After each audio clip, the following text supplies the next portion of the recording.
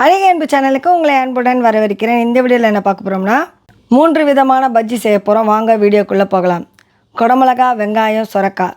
இது வரைக்கும் நீங்கள் சொரக்காயில் பஜ்ஜி சாப்பிட்ருப்பீங்களா என்னன்னு தெரியாது. நானும் சாப்பிட்டதில்லை. முதல் முறையாக நானும் இப்போ தான் சமைக்க போகிறேன். மேலே இருக்கிற தோலை சீவிட்டு வட்ட வட்டமாக நறுக்கி எடுத்துக்கிட்டேன். இதில் நான் பாதி காய் தான் எடுத்திருக்கேன். எப்போ நம்ம சமைச்சாலும் கொஞ்சமாக ட்ரை பண்ணி பார்க்கணும். கொஞ்சமாக உப்பு சேர்த்து நறுக்கி வச்ச இந்த சொரக்காவை ஊற வச்சிட்டேன். பிறகு குடமிளகாவையும் நறுக்கி எடுத்துக்கிட்டேன். வெங்காயத்தையும் வட்ட வட்டமாக நறுக்கி எடுத்துக்கிட்டேன். விடுமுறை நாட்களில் தான் நம்ம விதவிதமாக சமைச்சு கொடுக்க முடியும். ஓய்வான நேரங்கள் கிடைக்கும்.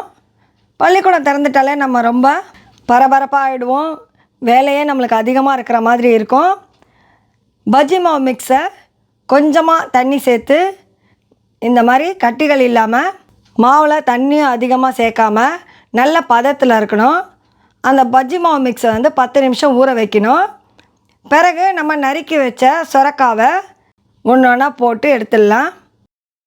எப்போ நம்ம சமைக்க ஆரம்பித்தாலும் மிதமான எண்ணெயில் தான் நம்ம பொரிக்கணும், இல்லைனா ரொம்ப கருகி போயிடும். எல்லா பஜ்ஜியுமே ரொம்ப சூப்பராக இருந்தது. நீங்களும் ட்ரை பண்ணி பாருங்கள். விடுமுறை நாட்களை சந்தோஷமாக கொண்டாடுங்க. சொரக்காய் பஜ்ஜியை சாப்பிட்டுங்க. யாருமே இது சொரக்கான்னு கண்டுபிடிக்கவே இல்லை. நான் சொன்ன பிறகு தான் அவங்களுக்கெல்லாம் தெரியும். ரொம்ப சூப்பராக இருந்தது. என்னுடைய கேமராமேன், அதாவது என்னுடைய மகனுக்கு 2ஆம் ஆண்டு தேர்வு நடைபெற்ற காரணத்தினால் அவர் ரொம்ப பிஸியாக இருந்தார். அவரை நான் தொந்தரவு செய்ய விரும்பலை. அதனால் என்னால் வீடியோ நிறைய போட முடியல. என்னுடைய சேனலை காட்டிலும் அவருடைய படிப்பு ரொம்ப முக்கியம். எல்லா பிள்ளைகளுமே நல்லா படிங்க. படிப்பு தான் அவங்கள உயர்த்தும். பெற்றோர் பேச்சு கேட்டு நடங்க. வெளியில் அதிகமாக சாப்பிடாம வீட்லேயே சமைச்சு சாப்பிடுங்க. இந்த பஜ்ஜி ட்ரை பண்ணி பார்த்துட்டு எப்படி இருக்குன்னு இந்த வீடியோ கீழே கமெண்ட் பண்ணி ஷேர் பண்ணுங்கள். இந்த வீடியோ உங்களுக்கு பிடிச்சிருந்தால் லைக் பண்ணுங்கள், கமெண்ட் பண்ணுங்கள். மறக்காமல் அழகிய அன்பு சேனலை சப்ஸ்கிரைப் பண்ணுங்கள். மீண்டும் சந்திப்போம்.